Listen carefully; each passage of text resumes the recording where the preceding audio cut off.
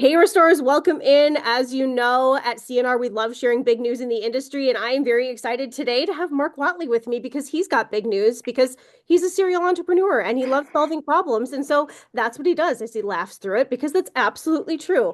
So, Whatley, congratulations on selling surety to Checkbook. I know that you have made a career out of solving problems in the restoration industry. So, before we get into kind of this acquisition and what it means for the brand and what Checkbook is, I want you to share your journey. This is what I love maybe the most about getting to have a podcast in the industry is letting people like you share your stories and your journeys through the industry and how you've gotten here. So share a little bit about this journey, and then we're going to get into what happened and all the big news. I want to first say, Michelle, thank you for having me on. You are one of the very first people to actually receive this news. I was so excited to send you this text, right, this Uh-huh. morning. Yep. And I kept romanticizing this conversation. These acquisitions, any founder who's ever sold a business, like these things drowned on, they take longer than you think. And I kept thinking, I just can't wait to text Michelle with the good news. And Love it. that seemed to drag on a little longer than I thought. But I'm grateful to be here and thank you for the forum. Yeah. As it relates to like how I've stumbled into this industry, as almost all of us do, right? You stumble into the 100%. property insurance Yes. ecosystem. I was a restorer, full service general contractor, and grew a brand in San Diego to about $10 million, and I ended up selling off my interest in that business. And I took that capital and I started trying to solve problems for restorers. Huh? And these are problems like near and dear to my heart. And one of those like first expressions was like Mhm. actionable insights, right? And that was like, hey, there is no standard of invoicing. Like maybe we could get carriers on our board and contractors, and we can all agree. And really, the catalyst for surety, it does relate to my original time, at KIC, but it also kept coming up with actionable. So one thing I used to say you remember when Harrison and I used to travel a lot and do all the private trainings on site, right, Huh? pre-COVID? Oh, yeah. And I'd say like, if you could change one thing about how Acme Restoration writes process claims, what would it be? And then 25% of the time, you'd have these uh, maybe project managers or estimators. They would go, oh man, these damn lenders, these damn mortgage companies are keeping me from making our bonus. Because at the larger shops, Mhm. how those compensation packages work is they get paid their full bonus if they, get that company paid within 30 days of the Huh? time they perform work, and then it retires down to 60 days, and then 90 days, and after 90 days, they don't even participate Yep. in those economics. And can you imagine doing great work, running great gross profit margin, and then like you don't receive any bonus because the lender's holding on to the capital? So I kept hearing that as a trainer, and I felt helpless. Like I'm like, how do I solve that problem? So I hired this guy, Gage Matrone, employee number one, and I was like, research project, dude. Why in the world are carriers sending money to lenders? And principally, do the lenders even want the money? Because my perception as a restorer is like the lenders want the money Mhm. because it's everybody wants the money, right? It's investable and so on. And after 6 months of research, Michelle, you know what we figured out? The lenders don't want the money. It's actually it's considered an obligation on their book or a liability. It's because it's a Okay. non-investable asset, and so Yep. they're responsible to be a steward of those Yep. economics, but they're non-investable. And so ultimately, what does the lender want? Well, they just want to make sure the property is restored. Yep. And this started my gears turning. I'm going, wait a minute, you're telling me $40 billion is an escrow at lenders and they don't want the money? Okay. And then I recognized what 60% of checks are going out, the smaller ones under 10 grand, without a lender on it, anyways. And so then we researched and we got Cooley involved, which is a global law firm. They've been wonderful to us, got us through this process. Hats off to Carlos out of San Diego. They've been wonderful, but they helped us do the research and like, hey, this is definitely you can circumnavigate the lender legally. And so they brought in PNC Bank, which is the third largest lender in the world, and they've been sitting on our advisory board for 4 years. And like, yeah, we don't want this capital. It's costing us a fortune to go out. I mean, imagine Michelle sending out all those inspectors, dealing with all those calls and policyholders, nightmare for them. And so, what a research project turned into, wow, there might be a business here. And so, uh, as we pursued solving this problem. Essentially, what we did is I realized that I didn't want to build a fintech solution as much as I wanted to build an insurtech solution because I just didn't feel comfortable in the payment space. The payment space is hugely complicated, Mhm. and it's not a world I know well. And so I wanted to gravitate towards something that was familiar. Mhm. And in so doing, we essentially built the front end that was bespoke built for the property insurance ecosystem. But here's a big secret that not even our insurance carrier clients know. Not that we've obfuscated it from them, but we white labeled Checkbook's technology. So the whole reason that surety actually works, I don't even think you know this, the I whole reason don't. surety actually works is because Checkbook has been in the background. And that's what Checkbook is uniquely good at, is doing the really hardcore engineering in the financial ecosystem to establish payment rails, but they do it in a way where the principal brand gets highlighted and sunshined, and then they just fade away into the background. So that's how we were able to perform a really sophisticated function, namely multi-party checks. Michelle, nobody known to me had solved that problem even at all in 2020. And if you're going to transition paper checks to digital, mind you, you can't solve this problem of lenders with paper checks. It's obvious that there's going to be a transition to digital payments, right? I mean, you talk to any carrier, they're Yeah. all moving to Yes. digital payments, and they haven't done it yet. I mean, 70+% of checks are still paper right now and today. And why is that? It's because of this lender problem.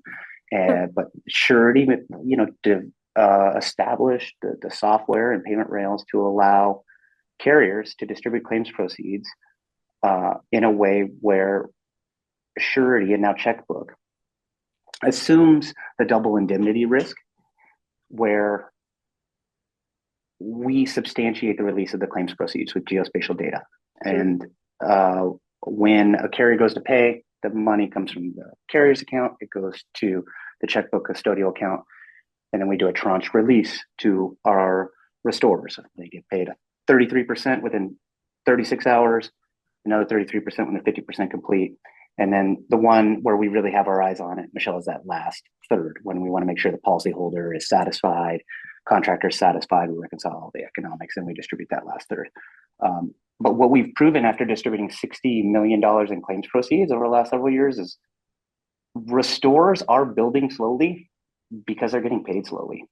Because when we pay them fast, guess what happens, Michelle? Yeah, they Let's build go. fast. Aw. So now we have those case studies and we can approach the major national carriers and be like, look here, like this is real. And the restorers watching this, they might not understand why that matters deeply to a carrier, but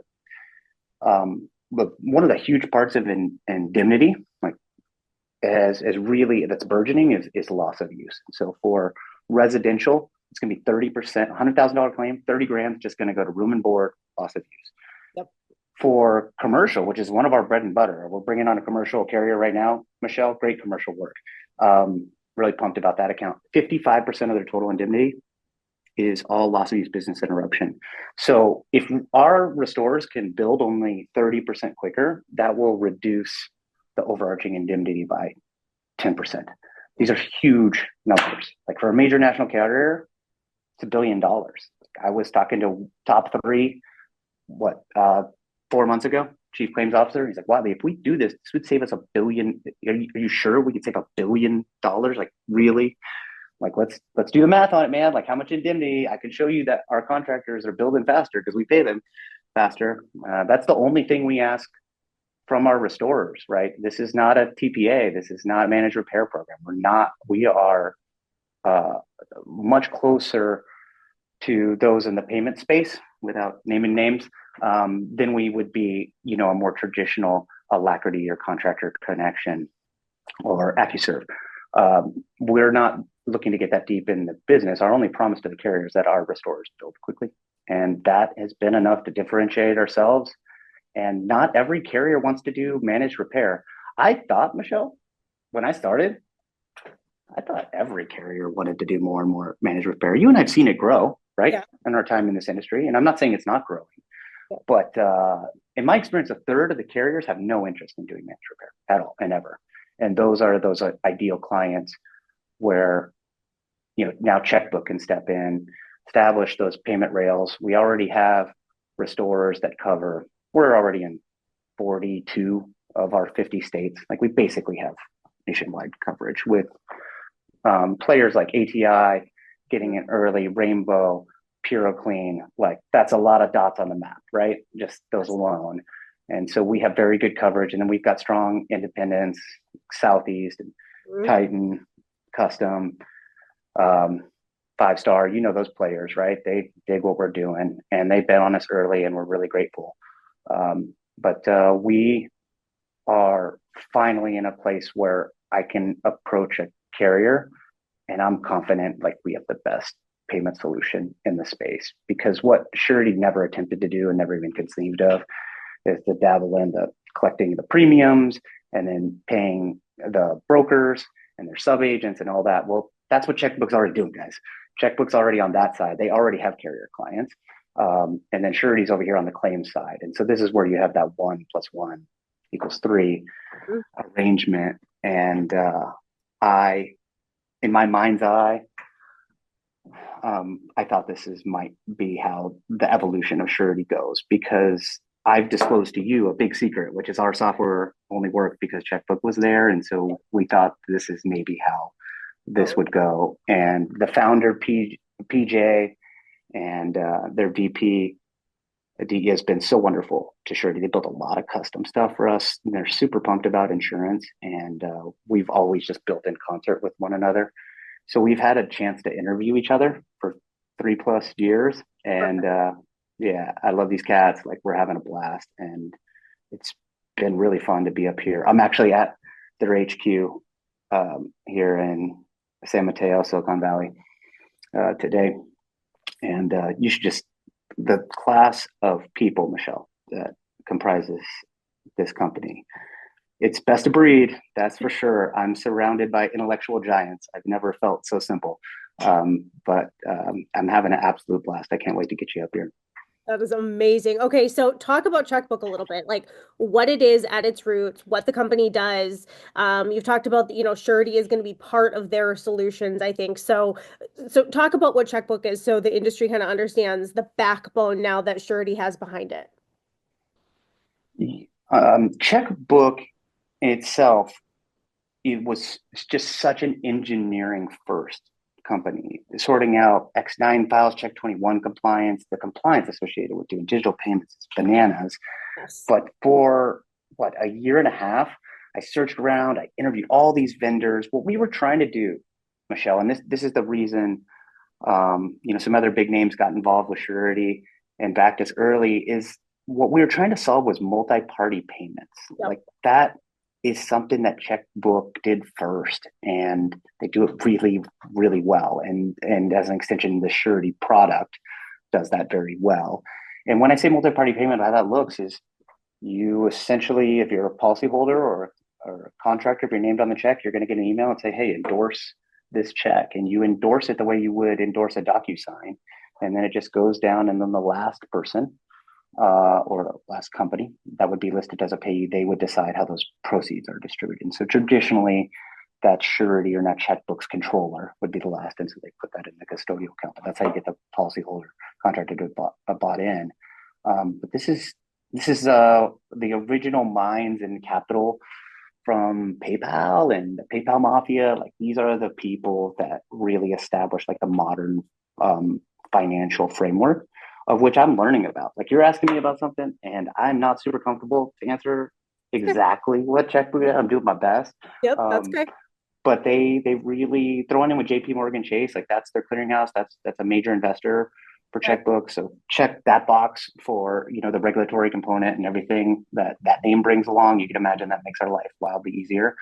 And they're certified money transfer, and so that helps us from a compliance perspective as well. But they certainly have the foundation of payment rails, doing virtual credit cards. I mean, I could pontificate about a bunch of stuff. Why don't you know what we do, Michelle? PJ, the founder of Checkbook, we come back, okay, Yeah, in 4 months, right? And then you ask PJ that question. He'll do I wildly will. better than whatever I just stumbled through. Sounds great. I will be sure to ask him. Hopefully you'll drag him. I know you love traveling so much, but hopefully you'll drag him to a show or two at some point. So Yeah. I'll Sure. get them out there. Yeah. Okay, so what does this mean for customers on either side, whether it's like carrier or contractor, any changes for them that they need to know about, or is it pretty much like business as usual, but gosh, it's going to get better because now it's going to be better than it ever was because we have different different same backing now. Yeah, I don't think it's business as usual. I think it's a very different conversation with carriers. Uh, Surety, when you are talking about injecting something like surety Mhm. into a claims department, I'm not really selling surety. I'm selling change, and it's hard because surety does. There's the concern of a major national carrier that's blue with like, okay, but if you underperform or the policyholder gets upset, like that does splash on us. And I suppose that's true, but it's way more true in managed repair. When you have like 10,000 field adjusters and you want them to click a couple different buttons, that's a big deal. Okay, what I'm super excited about is like we can take our existing carrier clients at Surety and move them to Checkbook because Checkbook already has carrier clients, and how they work with these existing carriers is they don't ask for any change. If they're using Duck Creek for their claims management, Guidewire, Snapsheet, good to go. And they click the same damn button, and instead of it sending out a paper check, it sends out a digital check, right? And so what now we can do, and I could never do before, is not sell change. I could just sell the solution. Mhm. And that's what Checkbook represents to me.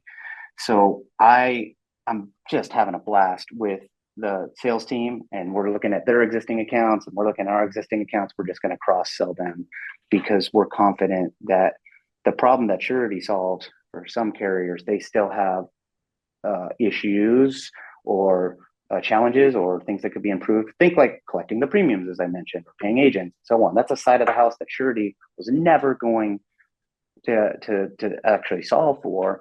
But as of this morning, that changes.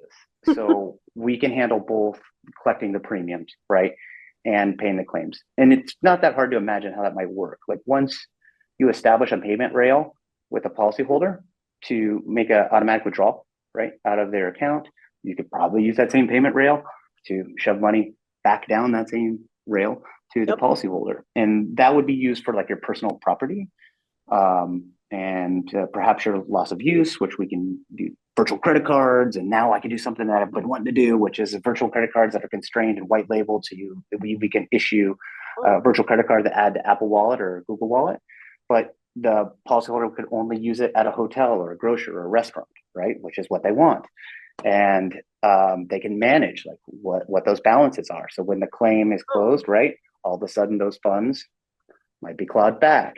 And so for a carrier, I couldn't sell those things before, but I know they wanted it.